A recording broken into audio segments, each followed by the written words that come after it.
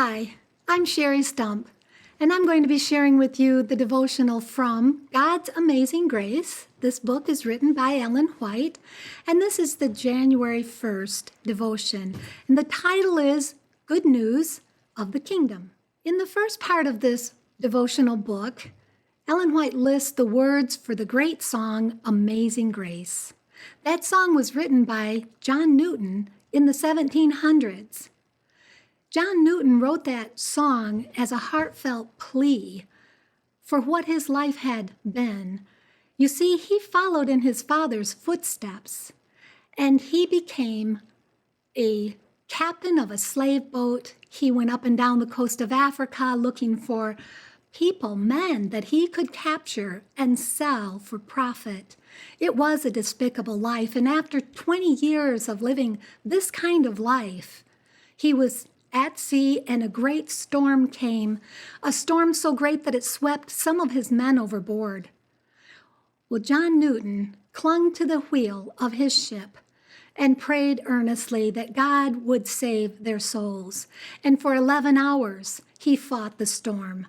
Finally, the storm calmed, and the men were saved, and John Newton became a new man.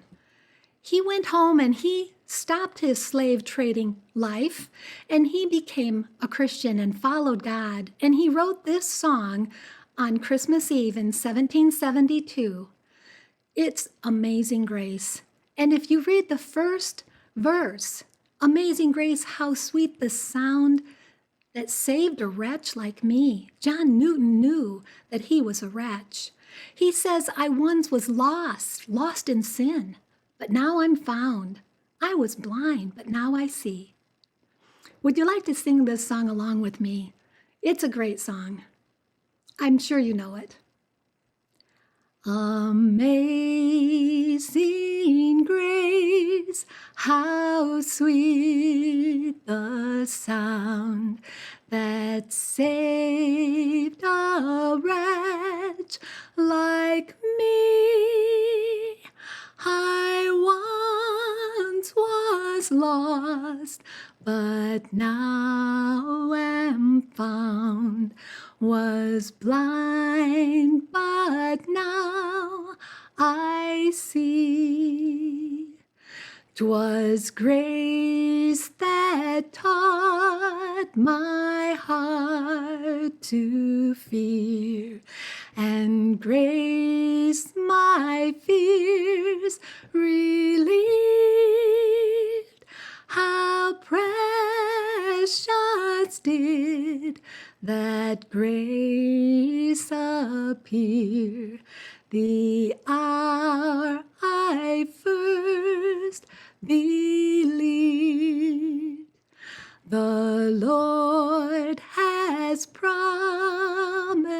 good to me. His word my hope secures. He will my shield and portion be as long as life endures. When we've been there 10,000 years, bright shining as the sun, we've no last days to sing God's praise than when we first begun. So the devotional starts out Matthew 4, verse 23, and it says, And Jesus went about all Galilee, teaching in their synagogues and preaching the gospel of the kingdom. He opened his mouth and taught them, saying, Blessed are the poor in spirit, for theirs is the kingdom of heaven. Matthew 5, verses 2 and 3. As something strange and new, these words fall upon the ears of the wondering multitude. Such teaching is contrary to all they had ever heard from priest or rabbi. They see in it nothing to flatter their pride or to feed their ambitious hopes. But there is about this new teacher a power that holds them spellbound. The sweetness of divine love flows from his very presence as the fragrance of a flower. In the throng that surrounded Jesus, there were some who had a sense of their spiritual poverty. There were souls who in the presence of his purity felt that they were wretched and miserable and poor and blind and naked, Revelation 3:17, and they longed for the grace of God that bringeth salvation, Titus 2 and verse 11. Of the poor in spirit, Jesus says, theirs is the kingdom of heaven. This kingdom is not as Christ's hearers had hoped, a temporal and earthly dominion. Christ was opening to them the spiritual kingdom of his love, his grace, his righteousness. His subjects are the poor in spirit, the meek, the persecuted for righteousness' sake. Of the poor in spirit, Jesus says, the kingdom of heaven is theirs. Though not yet fully accomplished, the work is begun in them which will make them meet to be partakers of the inheritance of the saints in light.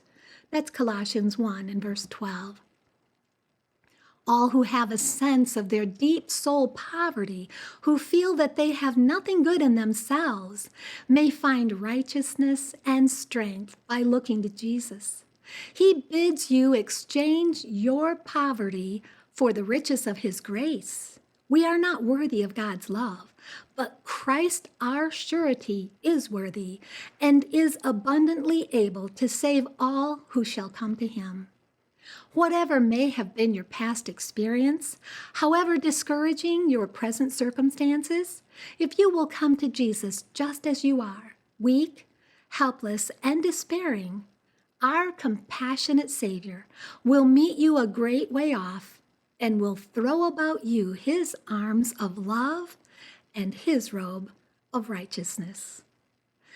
I hope you will join me for more readings from this precious book, and I hope you will come back tomorrow for January 2nd reading of God's Amazing Grace.